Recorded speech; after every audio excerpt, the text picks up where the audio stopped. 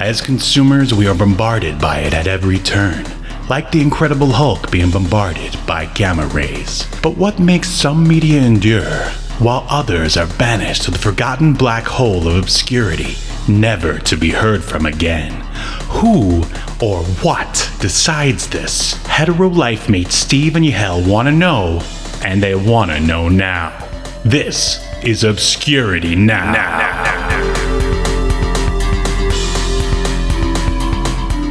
And what's up, Obscurians? It's time for another episode of Obscurity Now, the show that takes a look at weird and almost forgotten pieces of media, and then we decide if they should be remembered for all of human history or tossed into the black hole of obscurity, never to be heard from again. My name is Steve, and I'm one of the hosts, and with me is a guy who's never wet, but always works. Oh, Steve, I was just about to say that I am quite wet. I am moistly anticipating working with you on this episode. I am humid with anticipation. Lubricated with excitement to talk about Wetworks #1, the last of the Image Founding Fathers #1 comics. I can't wait. How about yourself? I can't wait either, because I am curious as to, first of all, how you pronounce the creator's first name. All right, I can. I've heard it pronounced several times. It's Walsh Portacio. What? Yes, Walsh Portacio. I've also heard Welsh, or no, it can't be I don't think it can be the first thing you said. No, to be honest. that's what I've heard. That's what I've heard on other podcasts. From who? Like people that don't like him? Is that who you heard it from? No, I just other comic book fans, of course. But so the name is spelled Wilce, right? Wilsh Portacio. Yeah, I've heard it that way too. Wilsh Portacio. Isn't it Wills? Maybe. I've heard it so many different ways. I actually Googled this last week, and there were like every pronunciation was a little different, so it's hard to tell. And then as I do some more reading, it's not even his real first name. What is his real first name? I think it was William or something like that. It's like not even. I'll tell you right now. Let me put it back into. But I think his last name is Portacio. Yes. Or maybe it is Portacio. At least we got that part right. I think, or maybe it's Portacio. Well, like that's Welsh, or what's his? What is it? You said his real name was Walter. I mean, Wiles is what I've heard. I've heard say. Well, Wiles Portacio is a Filipino-American artist, and that is one thing that they do in the Philippines is they have they sort of come up with like a weird sort of like word/name for whatever your first name is. Steve, your wife is Filipino. Why didn't you just ask her? Maybe this is like a common amalgamation for it's an amalgamation of his first and last name. Oh, see, there you go. Maybe. There you go. So maybe it's unique to him. I mean, well, that's the thing. They all have their own sort of unique little thing going on there. His real first name is William, so. William. Oh, yeah, so there you go. It's like, it's probably Will, like, mixed with his middle name or something, and then his last name's Portacio, so maybe it's, I don't know. I might just refer to him as Will. All right, Will Portacio. And the sad thing is that, all right, when I lived and briefly worked in Dubai, they actually had a Comic-Con there, and freaking Will Portacio was there. He was just sitting there, like alone, with a couple of Wetworks comics out in front of him that I guess you could buy from him and he'll sign. And I was just like, should I go over? I was like, well, what am I even going to say to him? I'm like, well, I can think of something. How do you pronounce your name? Yeah, well, if I would have been able to look, forward to the future to see that you and I would be doing this podcast and talking about his work. I've always wondered this, and I've never been able to get a straight answer. Right. Well, I should have went and talked. I regret not talking to him about something, especially how to pronounce his name. He has what I would call the Rob Liefeld artwork of nicknames. Wow, that's a long walk around the block, but you got there. You got there. It sure is, man. We just had to bring up old Robbie, our good friend, whose art we do respect, Oh, despite us constantly. 100%. He Okay, that sounds very deserves sarcastic. he deserves to be constantly praised in every way online. Otherwise, watch out. But once again, as I feel we have had to explain every week since we started Image Month, Big fans. we Big do fans. we do like Genuinely Rob's art. like Rob Liefeld's artwork. But we're not here to talk about Rob. We're here to talk about Will Portacio, Wilsh, whatever it is, and his comic, Wetworks #1. So let's dive in and take a look at the cover. Let's do it.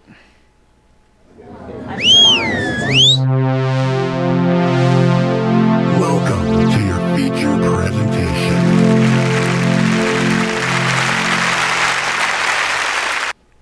All right, there it is. And of course, the most important question right off the bat is, Yahel, what is your history with Wetworks #1?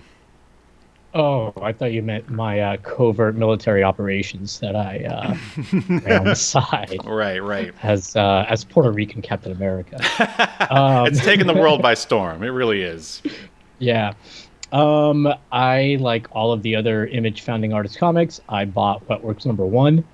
I did not stick around this particular series as long as I did some of the other ones. And I think, and again, I don't know if, I'm mixing it up with some of the other books, but I think this was one of the ones that was delayed the most, like in terms of its release schedule. I mean, I think Spawn was the only one that kind of came out semi-regularly. As far as coming out like just about monthly, and maybe Savage Dragon too, actually. But yeah, from what I remember, Wetworks, wasn't it taking like months between issues, like worse than even Youngblood? Well, I think what Wetworks really had working against it is the fact that its #1 was like delayed compared to all the other ones. That's right, I do remember that. And because remember, we talked about that Prism card that you and I both had that came like years before in one of the packed into one of the Wizard magazines. It's a really cool card. It's around here somewhere, maybe. But yeah, and I remember seeing that and looking at it and being like, "Whoa, these guys look cool. Wonder what their story is." And I think they even ran like in the backs of Image Comics, there were even ads for Wetworks here and there, but like it didn't come out till years later, and I think I found out why. Did you happen upon it when you were doing your research?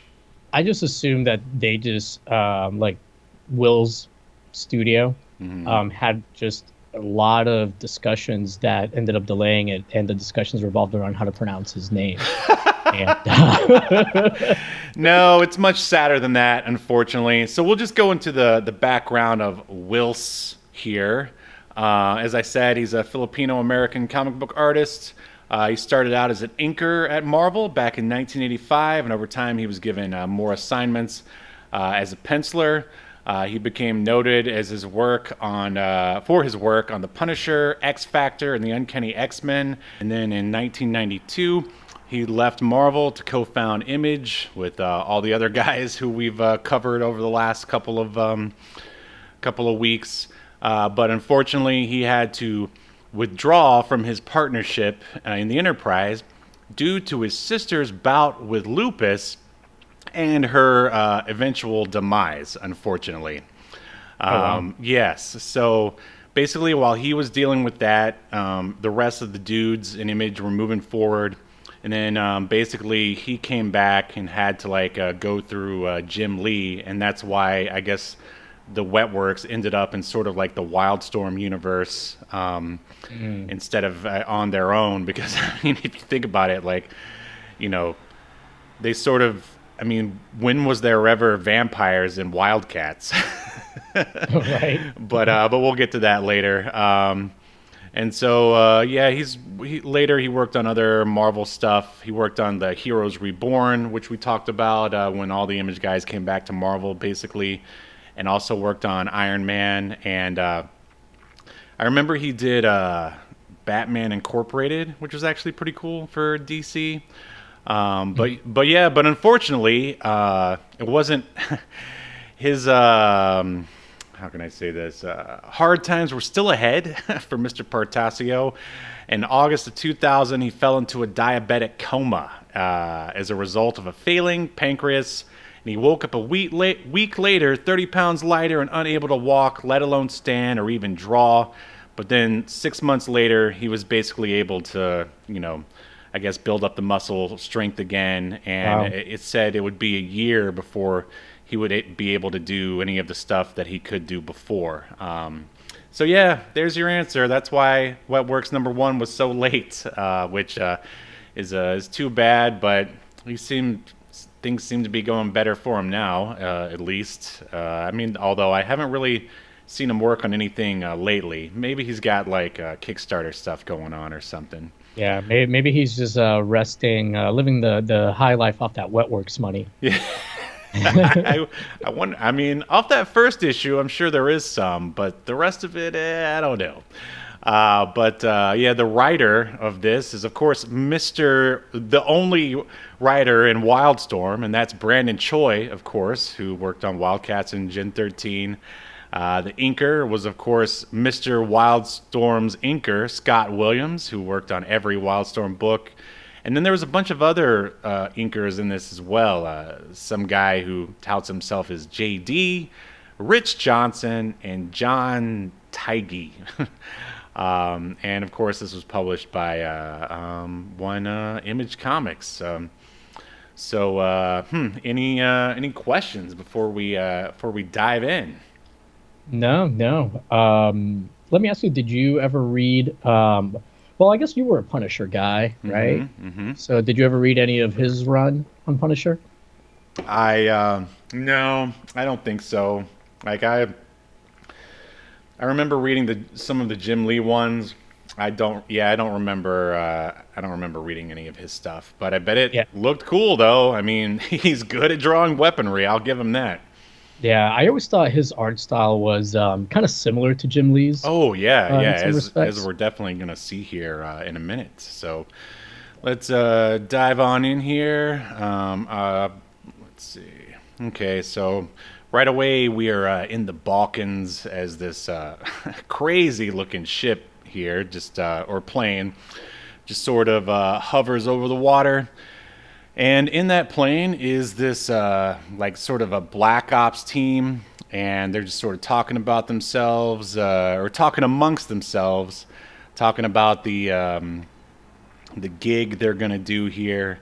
And I mean, the plane looks awesome right out the bat, but I mean, I already have like problems with like what's going on here with the Wetworks. Like, I'm just curious, do you see a problem with the Wetworks right off the bat?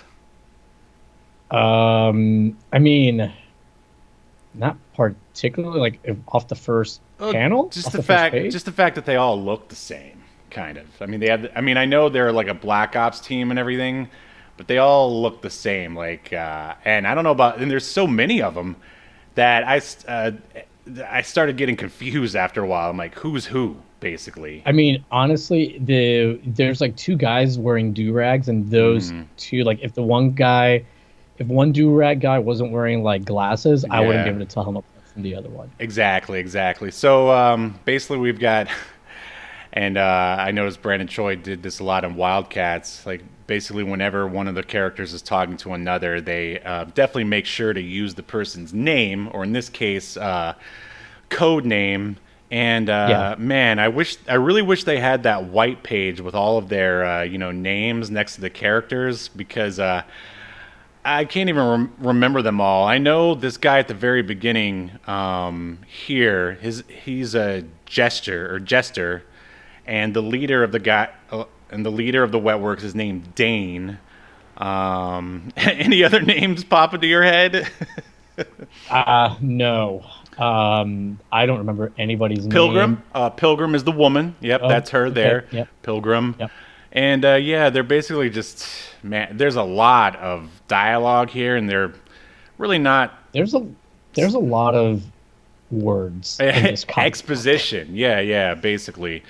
And that's that's definitely a problem. But I mean, the art is, look how detailed it is. I mean, look at those pouches. My God, that's Rob Liefeld's wet dream right there. Yeah, no, the art is great. The colors throughout this issue are really good too. I assume that this is another like digital chameleon color separation operation. Oh, and I would say it's probably, at this point, it's probably even better than what we got with the like sort of the original image number ones, because this is a couple years later. Right. Yeah.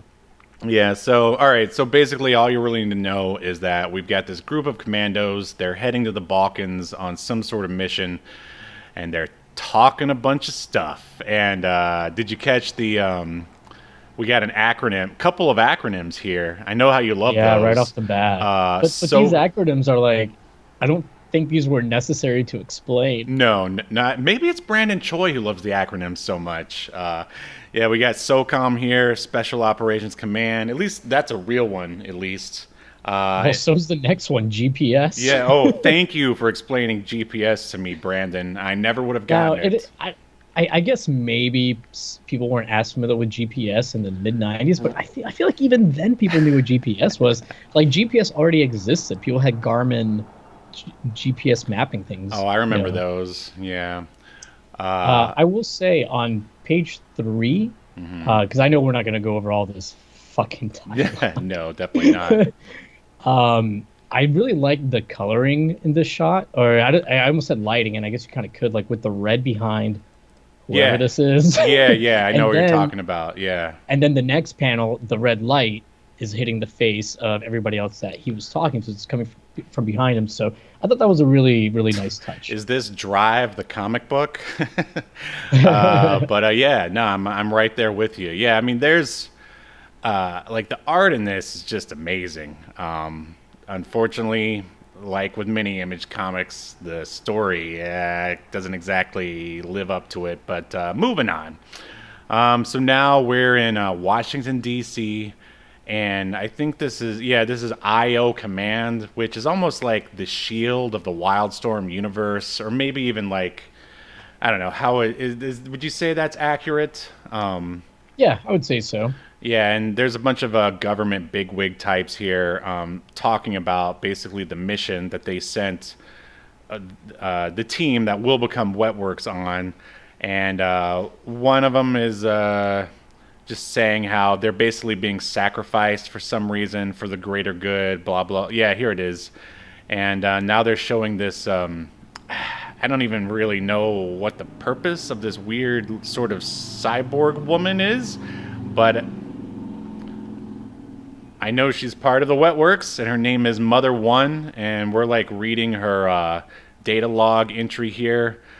Talking about the mission, and basically behind her, and this is actually a really cool page. Behind her, I guess we're supposed to be seeing like her digital memory bank or something, and it's showing the Wetworks team as they like jump out of the plane, parachute down. It's a cool way to sort of just convey like what they did, more or less. Yeah. And again, the colors like in those like panels behind her just.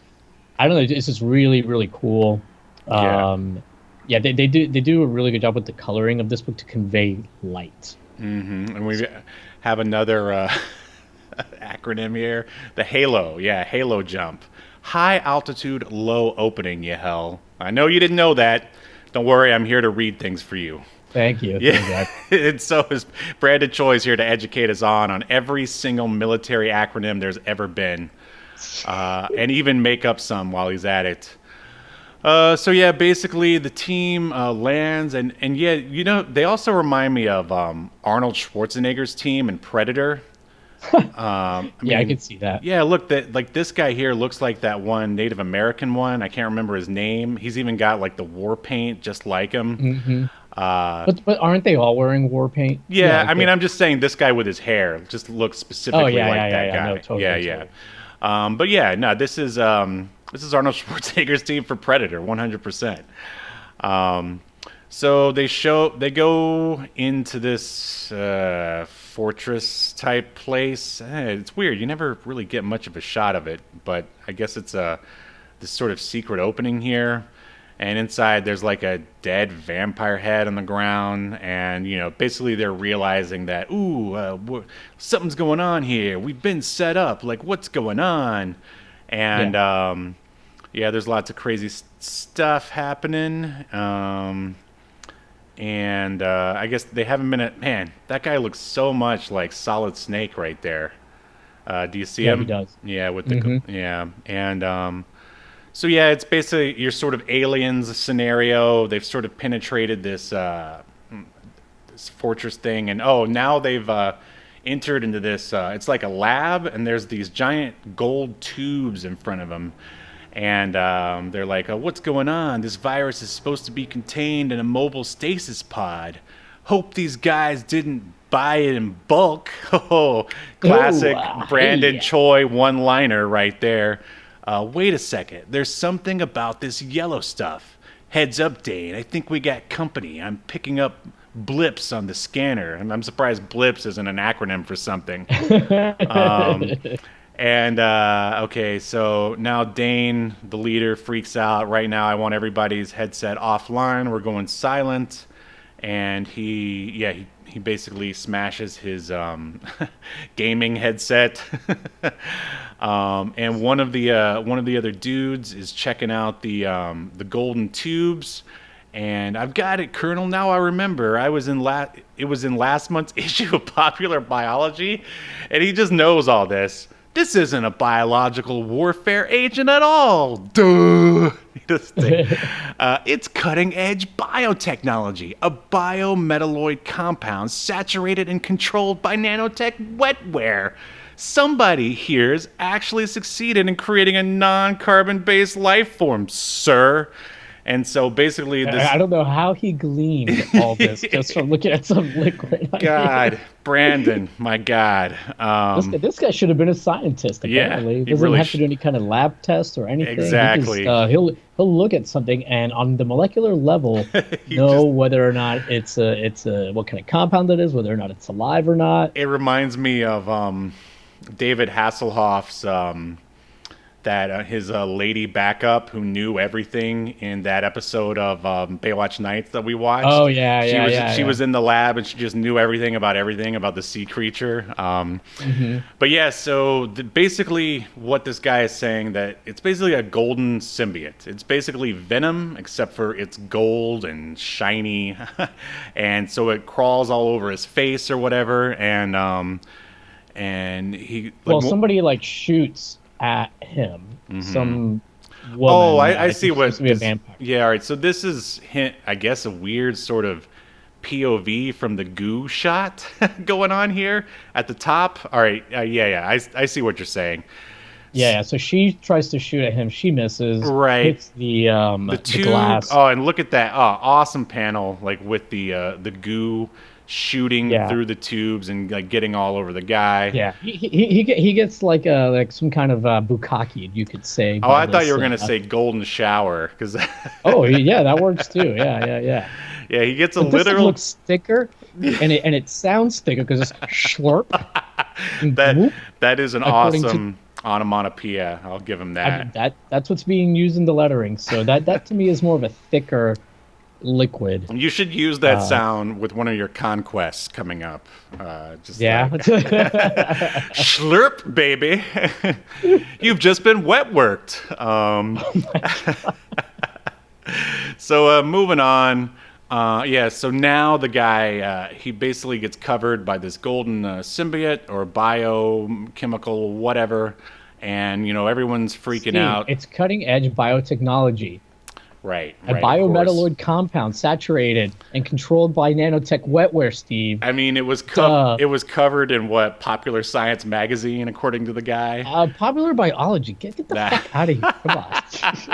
Get it together. But man, I don't know if you're familiar with the Pulp character. I think he's in the public domain, and he actually helped inspire Superman. His name is it's either Samson or Doc Samson, the Man of Bronze, and that's exactly what the guy looks. In fact, all the Wetworks characters, once they get in their like golden, symbiotes, look exactly like Doc Samson. So I don't know. I was thinking, and keep this in the back of your mind, like see if you can pinpoint each and every one of the image creators, like what their favorite fetish is. Because, like, I mean, even though he's not a founder, we know Sam Keith, he loves the big feet and the arched backs. Rob Liefeld has his pouches. McFarlane loves the chains.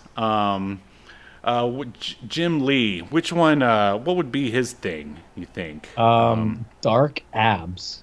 Yeah, okay, there you go. His abs always have a lot of shadows on them. That's true. And Eric Larson, he's big hands and also big feet, I would say. And so does Wilsh here have like some sort of... I'm sorry, did you skip Jim Valentino? Oh, yeah, we know. How could you skip it? I thought that's what this was all about, baby, talking about Jim Valentino. So we know what his fetish is. Jim Valentino of Shadowhawk fame. He's got a few. He's got some girl-on-girl neck rubs. We know he likes that. Yeah. And peeping hawks. Peeping hawks. And also women in power suits with lingerie on underneath. Right. I mean, you can only assume that they're wearing lingerie underneath, like, all the time. I mean, I know I do.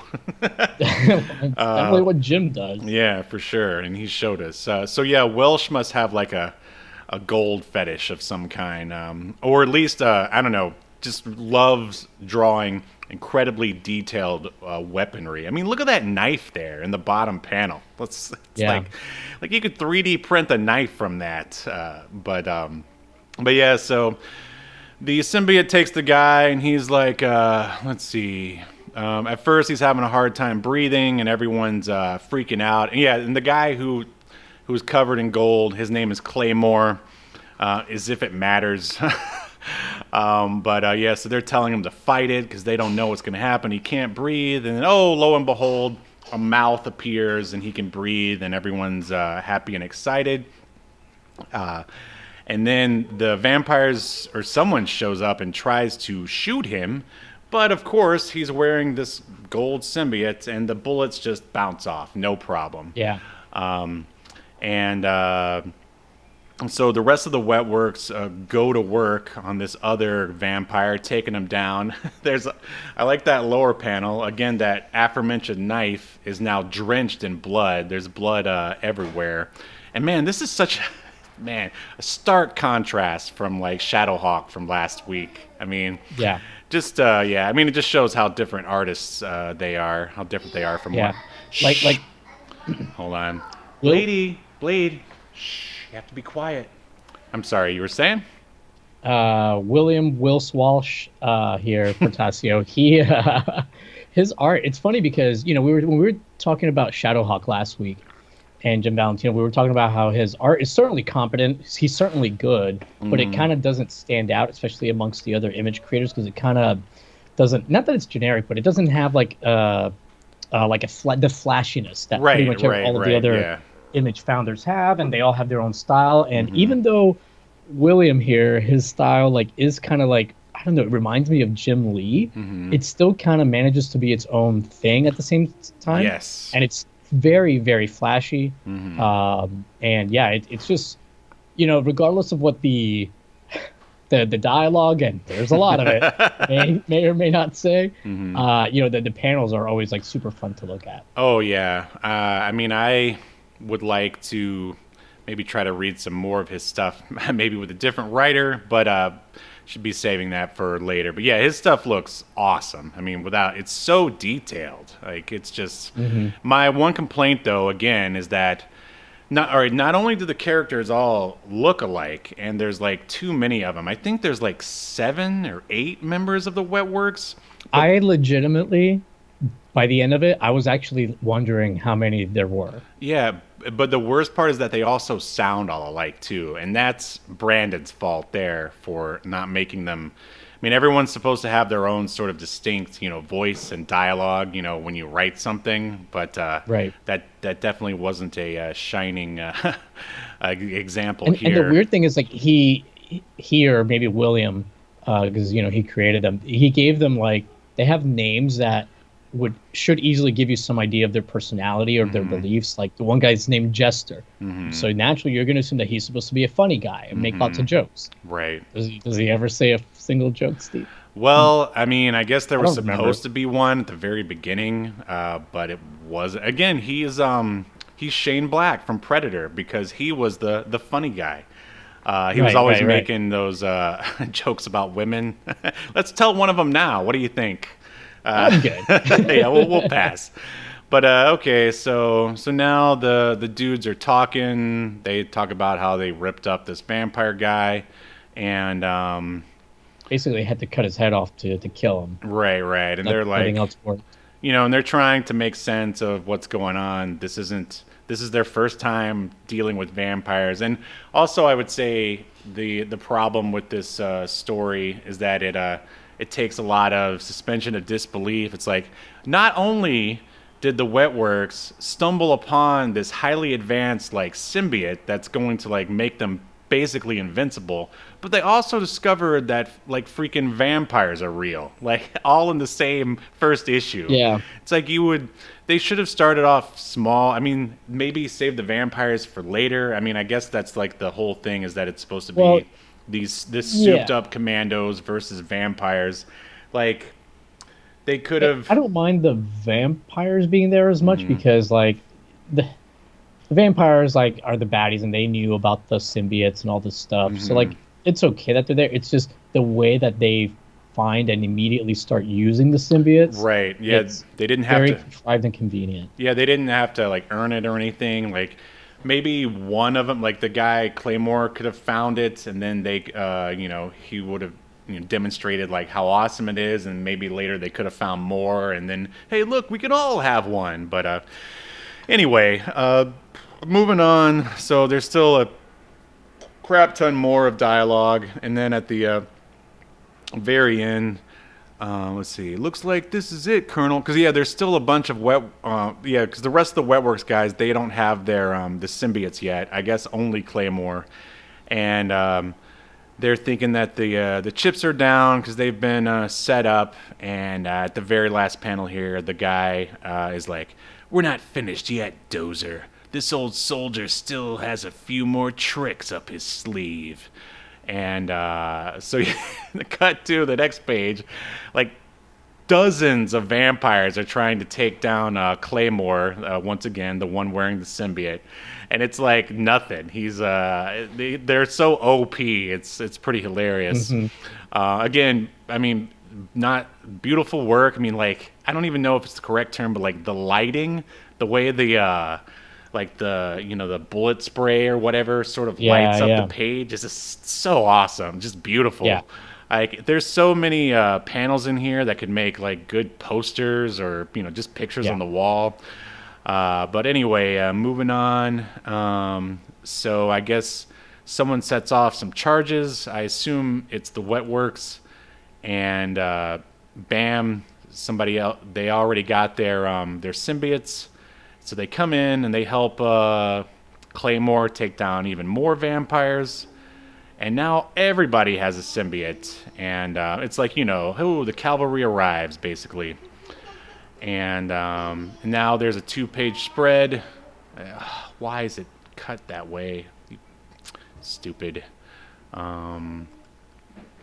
And yeah, it's weird, almost like with the Cyberforce and their armor. They're essentially like standing there naked, but they have their symbiotes on. So it's like, how do they go to the bathroom? I mean, who knows? But it's like, and can they? I don't know how many. I never said like sort of my history with Wetworks. I remember I at least bought the first issue, but I never really read past that. And it's like, are they able to just sort of turn it on and turn it off whenever they want to, kind of like with Venom, or is it just on there all the time, like with the Silver Surfer? Any ideas?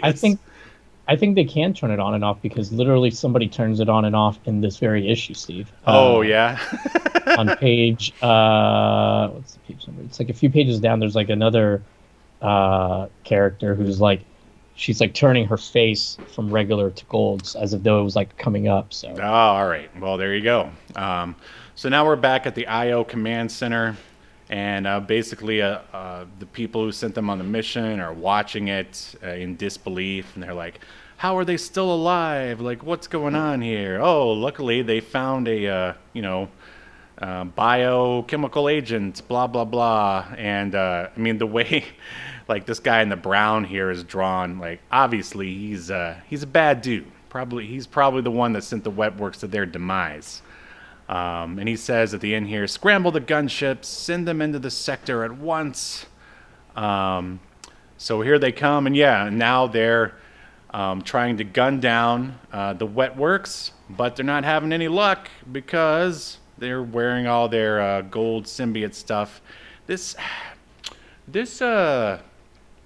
woman here with her purple hair reminds me of something else too.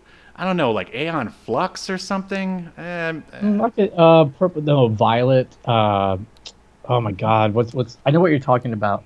It's somebody with purple hair though. Psylocke? No, they did a movie with her.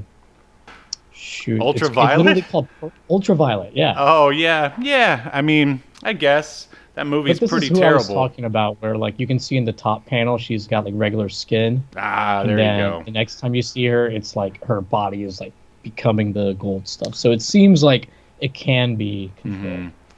All right, and so yeah, they Or find maybe out. she's got something that hides her appearance. I guess we don't really know, right? It could just be some Yeah, since it, fancy, technology that makes it look like she was human. But despite all the words and dialogue and exposition, they still don't explain a lot. I thought you were going to point out that despite all the violence, the bloody violence, the beheading, tons of blood everywhere, on this bottom panel, they bleeped out shit. Well, Oh shit, she's laughing. thank goodness. launching. Well, this is America, baby, where violence is okay, but like swearing and nudity and sex, you get that stuff right out. Yeah. So yeah, basically the Wetworks dispatch of the gunships that were sent by IO to take them out. They talk about a whole bunch of stuff. Let's see. Colonel, what the hell is going on here? Is it just me, or is everybody dying to get their hands on us today? And then I guess the Colonel responds with, I can't explain it, Jester, but that just might be the person who can. Sir, she's wearing a symbiote. All right, so that's Mother 1. And yeah, I guess she knows what's going on with the symbiotes and everything. She's the one weird. She's got a weird robot hand and purple hair, as we said. And I like how we both read this, and we're both like still confused. yeah, it's a confusing Like, page. Despite like all of the fucking dialogue in this, 'cause, man. So I read these like literally just before we recorded Shadowhawk last week, and Shadowhawk was a breeze. Like there's Yes. not a lot of dialogue in it. I think I read Thank Shadowhawk. you, Jim. in, like, Yes. Yeah. I mean, like maybe like 7 minutes or something. Like Right. it was a super quick read. And then I get to this and I'm like, oh my God, 7 minutes in, I'm only like on the 4th page. Right. Yeah, it's crazy because, like, okay, obviously Brandon here has already written, countless issues of Wildcats, and I think Gen 13 was out at this point, Stormwatch, and it's like, you should know that this is just too much. Too much. Yeah.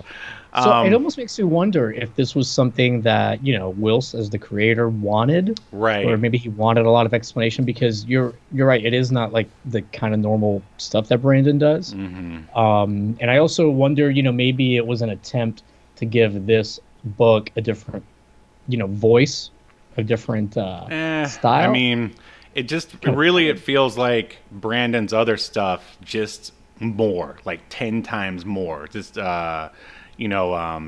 with dialogue and exposition wise. Yeah. Maybe they felt they needed to cram a lot into it. Yeah, because it's been delays, so long. Exactly. Yeah. Because as I was reading it, because I did remember like this issue was that Wetworks overall was like super delayed, and I wonder if that's why the art is so detailed in a way. Like Maybe he maybe had so much time to work on it. Yeah, or just really wanted to. He's like, because think about it, man. If you've got a project that's just delayed for so long, and you don't deliver something that like wows people, you know, because as more anticipation has been built, like you're not starting off on the best foot for your new property. So I could Right. see them being like, okay, we gotta really, really give them a lot. Yeah, Sometimes well, less is more. yeah, thank you, man. You took the words right out of my mouth. So yeah, basically we end the book here with some vampires, and I guess he's basically the head vampire. He's like, "The time has come at last, my brothers, to take back our birthright. Time to avenge the deaths of our brothers lost today. But the queen, my prince, she will not allow. Grr! My blood boils at the thought of her weakness to these humans. Tonight's atrocities cannot go unanswered."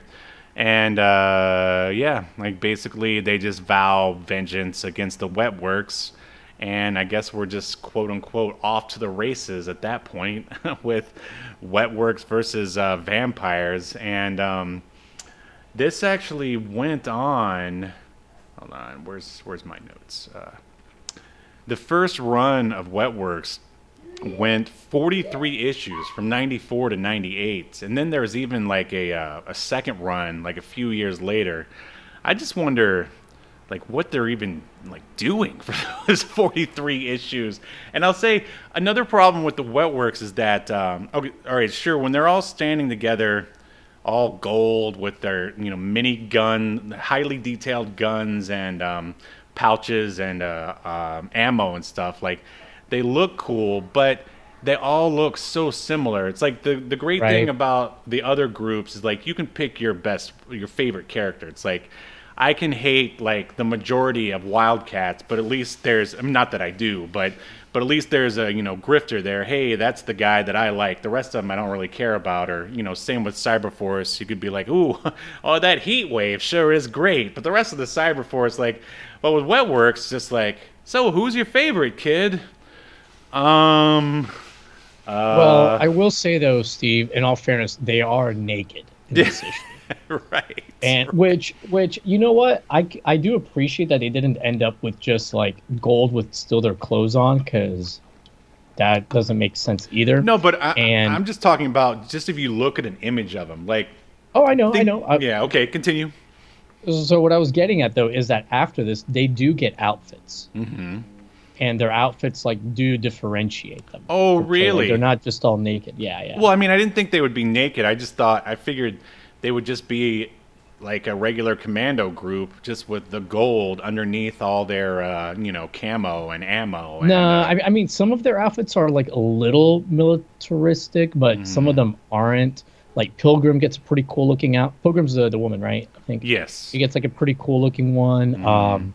There's a guy, I don't know if he's in this Wetworks, but I remember there's another guy called Grail that gets like a pretty cool oh outfit. yeah, he's in. All right, he's the one with the mask, I think. Yeah. All right, so yeah, I Uh, guess there are slight differences. I guess maybe my main problem is just the fact that, like character wise, they're all so similar.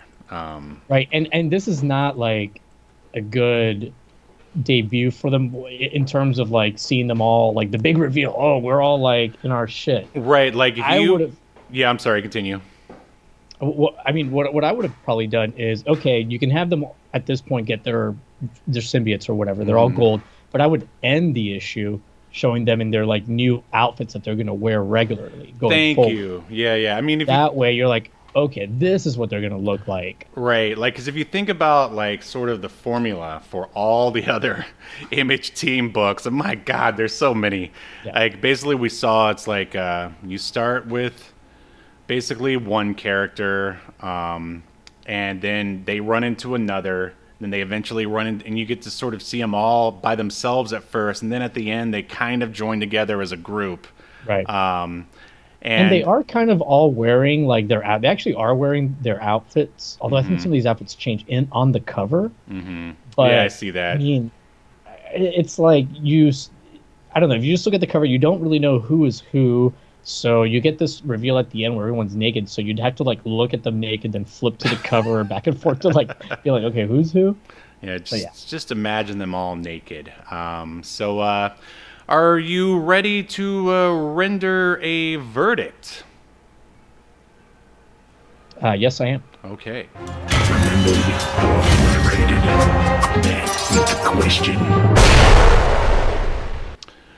All right, Agent Velazquez, do you think Wetworks #1 should be remembered for all of comics history, or should it be tossed in the dollar bin of obscurity, never to be heard from again? This one's tough because the art and the coloring is gorgeous. Um, there's a lot of dialogue, and none of it's memorable. You don't really know what's going on most of the time. Yeah, man, this one's tough. All right, I'm gonna fall back on the Liefeld defense. yeah, The Liefeld defense. yeah, the Liefeld defense. If we give Youngblood #1 but we give Youngblood #1 a pass because it's kind of iconic, right? It's the first of the Image books released. Sure. It's very Rob Liefeld-esque. Can't get robbier than that. Yeah, and say what you will about it, but it's memorable. Sure. And I remember the plot to both the Awaken and the They Home were Team. both so short. How could you not? Yeah. Yeah. So maybe I don't know. I'm gonna say, you know what? This man survived a diabetic coma, and he came back to draw Amazing Hour. I'm gonna say keep it. I'm definitely with you there. I mean, it's a tough one. Like the writing and pacing is sort of like such a detriment. The art is amazing, and yeah, due to the background of Mr. Portacio, I mean, he just had a run of bad luck there. Who knows what Wetworks would have been like had he been able to launch when he wanted to, like with everyone else. Like, we could all be talking about Wetworks first, and then Youngblood, Cyberforce, Wildcats could be all below them. Like, who knows? Yeah. So, of course, yes, and also due to the Liefeld defense, yeah, Wetworks #1 is going to be remembered. So here it is. In accordance to Obscurity Now, the most important streaming YouTube podcast in all of the internet, you shall be remembered. Yes. Good show. Good show.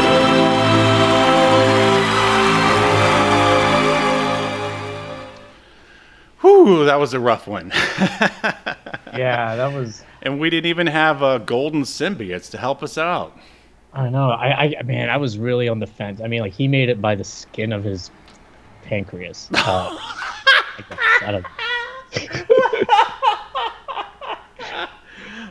my god. God.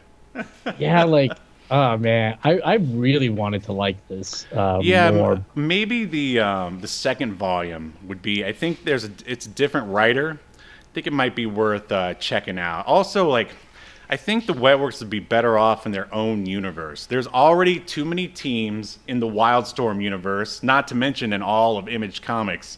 If it was just like if the premise was a movie, like this, Black Ops team inadvertently finds like these golden symbiotes that help them fight like vampires and werewolves. Like, I would watch that. That sounds like a franchise like worth checking out for sure. But to believe that this is going on in the Wildstorm universe with all that other stuff, and like Stormwatch didn't even know about it, it's just it's hard to chew. It's hard to chew. I mean, yeah, it's in the Wildstorm universe, but I don't think Wetworks and the Wildcats like ever really interacted. I mean, I've seen, when I was looking around for images for the thumbnail, I saw covers of them them working with Stormwatch. What, they were kissing? Oh. They basically just had a giant Hero-gasm style orgy. Have you been watching The Boys? Have you been watching The Boys? No, Steve. I told you, I'm waiting for it to finish. Oh, right. And then you'll finish. Oh, yeah, we got a million of them here. All right. Well, I think that is. What's Did up? you notice? Sorry, real quick, but did you notice or see when you were doing your research that there's a Wetworks and Vampirella crossover? Oh yeah, yeah, I saw that. I mean, that makes sense. That at least makes sense. Yeah. You know. I want to see them go up against like regular old school Dracula. I think that'd be fun.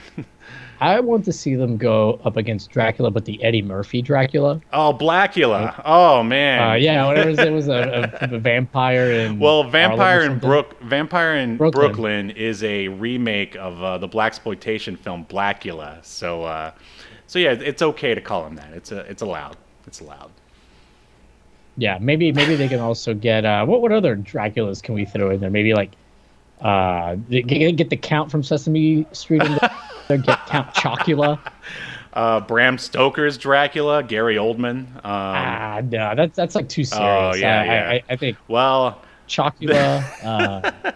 what are some more kid-friendly vampires? There aren't very many. You're right. There's the Count from Sesame Street, Count Chocula, and I think that's pretty much it.